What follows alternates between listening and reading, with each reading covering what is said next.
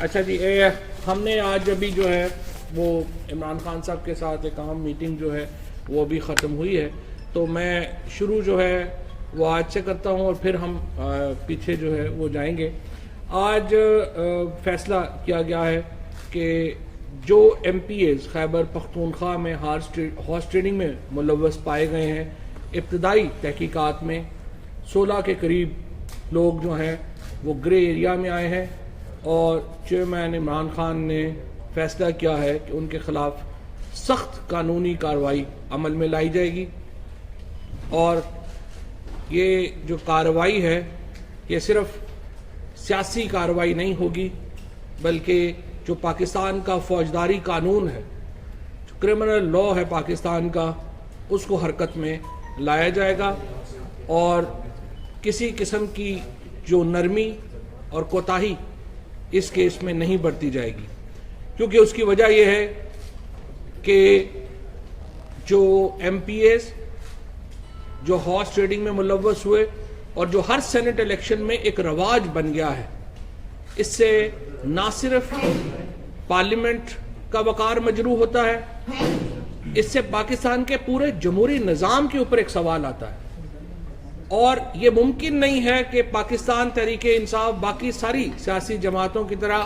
آنکھیں بند کر کے یہ تماشے کو دیکھے۔ اگر یہ سلسلہ نہ روک سکے ہم، اور یہ سلسلہ نہ رک سکا، تو پھر پاکستان کا جمہوری مستقبل نہیں ہے، اور اگر ہم پاکستان کا ایک جمہوری مستقبل چاہتے ہیں تو اس کے لیے تمام سیاسی جماعتوں کو اپنے اندر جو کالی بھیڑیں ہیں ان کو شناخت کرنا ہوگا، اور ان کے خلاف کارروائی کرنی ہوگی، اور سیاسی جو مفاد ہے اس کو پس پشت ڈالنا ہوگا۔ اور اسی لیے عمران خان نے آج یہ فیصلہ کیا ہے کہ جو لوگ گرے ہیں اس ساری تحقیق میں، جو ابتدائی تحقیق ہم نے کی ہے، ان کے خلاف جو تحقیقات ہیں اس کا دائرہ وسیع کیا جائے، اور ان کو اگر وہ گلٹی پائے جاتے ہیں، بلیک میں چلے جاتے ہیں گرے سے، تو پھر ان کے اوپر جو فوجداری قانون ہے وہ اپلائی کیا جائے گا۔ اس کے ساتھ ساتھ آج ہم نے یہ فیصلہ کیا ہے کہ سینٹ کے انتخابات کا طریقہ کار کی تبدیلی کے لیے پارلیمنٹ میں آئینی ترمیم متعارف کروائی جائے گی۔ سینٹ کی جو موجودہ طریقہ کار ہے، ہم ایک وفاقی اکائی ہیں، ہم ایک وفاقی ملک ہیں، اور وفاق میں جو سینٹ ہے وہ سب سے بڑا ادارہ ہے جو ایک وفاقی یگانگت کو، وفاق کی حیثیت کو ریپرزینٹ کرتی ہے، لہٰذا سینٹ کا ایفیکٹو ہونا، مؤثر ہونا بہت ضروری ہے۔ لیکن جو موجودہ طریقہ انتخاب ہے وہ یہ مقصد پورا نہیں کر رہا، لہٰذا آج اعظم سواتی صاحب اور شبلی فراز صاحب کو یہ ذمہ داری سونپی گئی ہے کہ وہ یہ آئینی ترمیم جو ہے وہ متعارف کروائیں گے۔ ہم باقی جو سیاسی جماعتیں ہیں، خصوصاً جو 2 بڑی سیاسی جماعتیں ہیں، ان کو بھی اپیل کریں گے اور ان کو اس پروسیس میں لے کے آئیں گے کہ موجودہ پارلیمنٹ کے ذریعے یہ طریقہ کار جو ہے انتخابات کا اس کو تبدیل کیا جائے، یا تو ہم براہ راست انتخاب کی طرف جائیں جو عمران خان صاحب کہہ رہے ہیں، اور یا پھر اس کی آلٹرنیٹ میں لسٹ سسٹم کی طرف، یا پروپورشنل ریپرزنٹیشن، متناسب نمائندگی جس کو کہا جاتا ہے، اس کی طرف جائیں، کیونکہ جو موجودہ نظام ہے سینٹ کے انتخابات کا وہ صرف فروغ دے رہا ہے ہارس ٹریڈنگ کو، اور امیر ترین لوگوں کو ہی اس کا فائدہ پہنچ رہا ہے۔ اگر ہم ایک پارلیمنٹ چاہتے ہیں جو ایک نمائندہ سینٹ ہو، تو پھر اس کو مضبوط کرنے کے لیے طریقہ انتخاب میں تبدیلی جو ہے وہ ضروری ہے، اور اس کے لیے تحریک انصاف نے موو کرنے کا فیصلہ کیا ہے۔ اس کے بعد جو اہم ترین موضوع ہے وہ یہ ہے کہ کل نواز شریف اور مریم نواز، حسن نواز، حسین نواز اور اسحاق ڈار کے خلاف جو مقدمات ہیں، اور کیپٹن صفدر کو چونکہ فیملی بھول جاتی ہے تو میں بھی بھول جاتا ہوں، تو ان کے خلاف جو مقدمات ہیں ان کا 6 माह मुकम्मल हो रहे हैं। अब जो सप्लीमेंट्री रेफरेंसेस आए हैं जो अदालत में जमा किए गए हैं, अगर आप उनको देखें तो वो तमाम गुफ्तगू जो अब तक हो रही थी वो बिल्कुल सामने आ जाती है। ये मामला 3 अप्रैल 2016 को शुरू हुआ जब जर्मन अखबार सुदित्से ज़ेटबर्ग ने एक इंटरनेशनल स्कैंडल का इंकशाफ किया कि किस तरह दुनिया के बड़े बड़े करप्ट लोग पैनामा को अपनी बुनियाद बना के वहां पर अपने पैसे इन्वेस्ट कर रहे हैं। अप्रैल 5, 2016 को नवाज शरीफ साहब ने कौम से खिताब किया और उन्होंने कौम से ये वादा किया कि इसकी अदालती तहकीकात कराई जाएंगी जो उनका नाम इंटरनेशनल स्कैम में आया है। अप्रैल 22, 2016 को उन्होंने फिर कौम से खिताब किया और उन्होंने कहा कि वो खुद इस्तीफा दे के घर चले जाएंगे अगर वो पनामा के इस तहकीक में गिल्टी साबित हुए। अप्रैल 26, 2016 को अपोजिशन पार्टीज ने जो जुडिशल कमीशन था उसको मुस्तरद किया और 30 सितंबर 2016 को पाकिस्तान तहरीके इंसाफ ने प्राइम मिनिस्टर से इस्तीफे का मुतालबा किया। अक्टूबर 20, 2016 वो तारीखी दिन है जब सुप्रीम कोर्ट ने पाकिस्तान तहरीके इंसाफ की ये पिटीशन समाअत के लिए मंजूर की और बाकी पार्टीज भी इसमें शामिल थी और उसके बाद 134 दिन ये मुकदमा जो है वो सुप्रीम कोर्ट में चला। नवंबर 7, 2016 को मरियम, हसन नवाज और हुसैन नवाज ने अपने जवाब जमा करवाए इस केस में और उन्होंने तस्लीम किया कि ये प्रॉपर्टीज जो है एवनफील्ड एवेन्यू की प्रॉपर्टीज जो है ये उनकी हैं। उसके बाद से अब तक हम ये देख रहे हैं कि जो मुकदमा था वो किस तरह से आगे चला, क्या उनमें जवाबात आए। 5 मई 2017 को सुप्रीम कोर्ट ने इसमें एक 6 रुकनी कमीशन सेटअप किया, JIT सेटअप की, जिन्होंने कि अपनी रिपोर्ट सबमिट की और उसके बाद आखिर में सुप्रीम कोर्ट ने जुलाई 18, 2017 को वो तारीखी फैसला दिया जिसमें सुप्रीम कोर्ट ने 6 माह मुकर्रर किए थे कि ये प्रोब जो है इसको अपने इख्तिताम पर पहुंचना चाहिए। अब ये 6 माह मुकम्मल होने जा रहे हैं। हम एहतसाब अदालत से और एहतसाब ब्यूरो से, दोनों से, एहतसाब नायब नेशनल अकाउंटेबिलिटी ब्यूरो से भी और एहतसाब अदालत से भी ये तवक्को करते हैं कि सुप्रीम कोर्ट के हुक्म की बजावरी होगी, सुप्रीम कोर्ट के हुक्म के ऊपर मुकम्मल अमल दरामद किया जाएगा और जो प्रोब है, जो ट्रायल है वो 6 माह के अंदर मुकम्मल होगा। और अगर हम जो रेफरेंसेस दाखिल हुए हैं अब तक और जो एविडेंस अभी तक आई है उसको गो थ्रू करें तो बिल्कुल ये बात साबित हो जाती है कि क्या इल्जामात हैं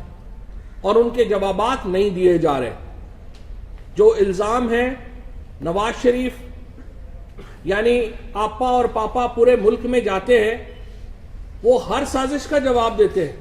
उनके खिलाफ जर्मनी साजिश कर रहा है, उनके खिलाफ बाकी सारे साजिश कर रहे हैं, उनके खिलाफ पाकिस्तान का मीडिया साजिश कर रहा है। अगर वो किसी साजिश का जवाब नहीं दे रहे तो सिर्फ इस साजिश का जवाब नहीं दे रहे कि उनके बच्चों के अकाउंट्स में 300 अरब रुपए की रकम कैसे आई। अब जो नई तहकीकात सामने आई हैं उनमें बताया गया है कि किस तरह से जो यहां से प्रोब हुआ और जो लोग बाहर गए और जो रिकॉर्ड उन्होंने हासिल किया। फ्लैगशिप इन्वेस्टमेंट लिमिटेड 12/4/2001 को हसन नवाज ने एस्टैब्लिश की। इसके साथ हार्टस्टोन प्रॉपर्टीज लिमिटेड ये 22/3/2002 को जो है वो कायम की गई। क्यू होल्डिंग्स लिमिटेड 15/7/2003 को कायम की गई। क्विंट लिमिटेड 15/7/2003 को बनाई गई।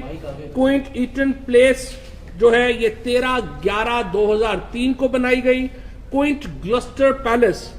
ये कंपनी 22/8/2006 को बनाई गई। Quint Solan limited formally Quint eaten palace ये 19/11/2003 को बनाई गई और क्विंट पेडिंगटन 12/3/2007 को बनाई गई। فلیگ شپ سیکورٹیز لمیٹڈ 25/7/2005 کو بنائی گئی. فلیگ شپ ڈیولپمنٹ لمیٹڈ 15/9/2010 کو بنائی گئی. یہ جو کمپنیز جو لنڈن میں بنائی حسن نواز نے, اس سے صرف 2 سال پہلے حسن نواز انٹرویو دے رہے تھے BBC کو ہارٹ ٹاک میں, اور وہ کہہ رہے تھے ٹم سیبسٹن کو کہ میں ایک طالب علم ہوں, میرے پاس تو کوئی پیسہ نہیں ہے. اور ود ان 5 ایئرز 5 سالوں کے اندر حسن نواز نے یہ کمپنیز اسٹیبلش کی, اور دبئی میں جو 3 کمپنیز اسٹیبلش کی گئیں, ان کمپنیز کے درمیان اور ان کمپنیز کے درمیان 300 ارب روپے کا لین دین ہوا, جو آپ کے ٹرائل کورٹ میں اور سب کے سامنے ہے. یہ جو لین دین ہے, جو کمپنیز ہیں, یہ اب سارے کا سارا ریکارڈ جو ہے وہ اس وقت نیب کورٹ کا حصہ ہے. اور ہم یہ سمجھتے ہیں کہ اس وقت جو ایویڈنس سامنے آئی ہے, جو شہادتیں اب تک سامنے آئی ہیں, ان میں یہ بات بالکل واضح ہے کہ نواز شریف نے اپنے پیسے پاکستان میں چوری کیے, اور پاکستان سے یہ پیسے 16 کمپنیز کے ذریعے باہر بھیجے گئے. 300 ارب روپیہ نواز شریف اور ان کے بچوں کی کمپنیز کے درمیان لین دین ہوا. یہ بات ریکارڈ کے اوپر ہے. یہ بات ریکارڈ کے اوپر ہے کہ نیلسن اور نیسکول نام کی 2 کمپنیاں جو نواز شریف اون کرتے تھے,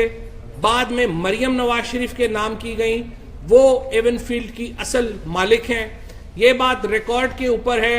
کہ اسحاق ڈار ان کے مین فرنٹ مین تھے, اور منی لانڈرنگ کا تمام نیٹ ورک اسحاق ڈار کے ذریعے چلایا گیا, اور وہ نیٹ ورک کے کچھ لوگ اب بھی پاکستان میں اہم پوزیشنز کے اوپر ہیں. سعید احمد جو نیشنل بینک کے پریزیڈنٹ ہیں, ابھی تک ان کو نہیں ہٹایا گیا. SCCP کے فارمر چیئرمین ظفر حجازی کا ٹرائل اس طرح سے نہیں چل سکا جس طرح سے چلنا چاہیے تھا. اسی طرح سے مزید لوگ جو اس نیٹ ورک کا, اس منی لانڈرنگ نیٹ ورک کا حصہ ہیں, ان کے خلاف وہ کارروائی نہیں کی گئی جو کارروائی ہونی چاہیے تھی. ہم یہ سمجھتے ہیں, اور تحریک انصاف کا یہ مطالبہ ہے کہ جو سپریم کورٹ کی مدت ہے, جو دی گئی مدت ہے, اس کے اندر یہ ٹرائل ختم ہونا چاہیے, اور نواز شریف, مریم نواز, اسحاق ڈار اور جو دونوں پپو ہیں حسن اور حسین, ان کو واپس لایا جانا چاہیے, اور ان کو واپس لا کر کے پاکستان کے اندر جو سزا بنتی ہے اس سزا کے مطابق ان کو جیل میں بھیجا جانا چاہیے. بہت شکریہ. جیسا کہ یہ بتائیے گا, ایک تو ابھی 2 چیزیں ہیں. ایک تو جس طرح احتساب عدالت کے جج جن کی ایکسٹینشن کے حوالے سے معاملہ لاء منسٹری میں ہے, تو ابھی آپ کو کیا لگتا ہے کہ اگر وہ معاملہ پینڈنگ میں چلا گیا, اس کو ٹائم لگا, تو پھر آگے یہ کیس کہاں تک جائے گا؟ اور دوسرا سر, آپ نے جس طرح پہلے سینٹ کی بات کی, تو ابھی PTI سینٹ میں ڈپٹی چیئرمین اور چیئرمین کے انتخاب میں کیا نون لیگ کو تو سپورٹ نہیں کر رہی, اور اگر خود پارٹیسپیٹ کر رہی ہے تو پیپلز پارٹی کے ساتھ الائنس کا کیا کرے گی؟ دیکھیں, سب سے پہلے تو جو سینٹ کے چیئرمین کا معاملہ ہے, سینٹ کے چیئرمین کے اوپر سب سے پہلے ہم جو چھوٹے گروپ ہیں, آزاد گروپ جو ہے, ان کے ساتھ ہماری گفتگو ہو رہی ہے. ہم نے جہانگیر ترین صاحب نے گفتگو کی جو آزاد گروپ ہے اس سے, اور اس کے بعد ہمارے جو بلوچستان کے پریزیڈنٹ ہیں رند صاحب, ان کی ملاقات ہوئی, اور ابھی ہم جو تمام چھوٹے گروپس ہیں ان کے ساتھ گفتگو کر رہے ہیں, اور سینٹ کی جو بساط ہے وہ بھی کھلی ہے. یہ بات البتہ طے ہے کہ ہم کسی صورت میں بھی PMLN کو سینٹ کا چیئرمین نہیں بننے دیں گے, اور اس کے لیے ہمیں جو ٹیکٹکس لینے پڑے, جو ہمیں کرنا پڑا, باقی پارٹیز کے ساتھ نیگوشیٹ کرنا پڑا, اس کے مطابق ہم آگے بڑھیں گے. ابھی چھوٹے گروپس کے ساتھ بات چیت جاری ہے, اور اس کے بعد اگلی جب باری آئے گی انشاءاللہ اس کے مطابق جو حکمت عملی ہے وہ اختیار کی جائے گی. یہ البتہ ہمارا اصولی فیصلہ ہمارا ہے کہ کسی طور کے اوپر مسلم لیگ نون کو سینٹ کی چیئرمینی حاصل کرنے دینے سے روکنا پاکستان کے مفاد میں ہے. دوسری بات جو آپ نے احتساب عدالت کے جج کی بات کی ہے, احتساب عدالت کے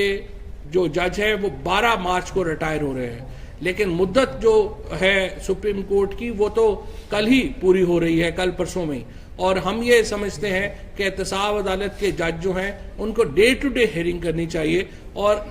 یہ بات میں پڑے بغیر کہ ان کی ایکسٹینشن ہوتی ہے یا نہیں ہوتی, انہیں تو اپنے یہاں سے ٹرانسفر سے پہلے فیصلہ دینا ہے جیسا کہ سپریم کورٹ کا حکم ہے. फवाद साहब ये बताइए जो 16 MPs का आपने जिक्र किया ग्रे लिस्ट में आपने डाला है उनको, किन बुनियादों पर डाला है, क्या एनालाइज किया गया है कि उनको ग्रे लिस्ट में डाला गया और किन बुनियादों पर उनको ब्लैक लिस्ट में डाले जाने का इम्कान है? इब्तदाई तहकीकात का हुक्म दिया गया था चेयरमैन इमरान खान की तरफ से परवेज सूबाई हुकूमत को, और सूबाई हुकूमत ने उसके ऊपर जो इब्तदाई रिपोर्ट पेश की है उसकी बुनियाद पर उन्हें ग्रे लिस्ट में डाला। चौधरी साहब ये बताइएगा कि पीपल्स पार्टी से आपको कोई रब्ता हुआ है चेयरमैन के लिए, और ये कहा जा रहा है कि आपको स्पीकर के ओहदे की पेशकश हुई है और उस पर कुछ बात बन सकती है? देखिए, ओहदों के लिए हम जो पीटीआई है वो किसी ओहदे के लिए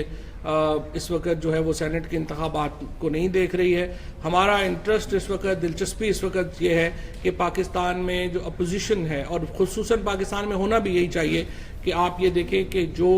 एक निज़ाम है उसमें एक ही पार्टी की डोमिनेंस नहीं होनी चाहिए। और अगर आप एजेंडा देखें मुस्लिम लीग नून का, वो इस वक्त ये है कि वो अदलिया के खिलाफ लेजिस्लेशन लाना चाहती है। इससे रोकने के लिए ज़रूरी है कि हम उनकी जो अददी अक्सरियत है सेनेट में वो इतनी ना होने दें कि वहाँ पे उनका चेयरमैन बने। सो पीटीआई का अपना ज़ाती एजेंडा हमारा नहीं है, हम एक नेशनल एजेंडे के लिए इस वक्त बातचीत करेंगे।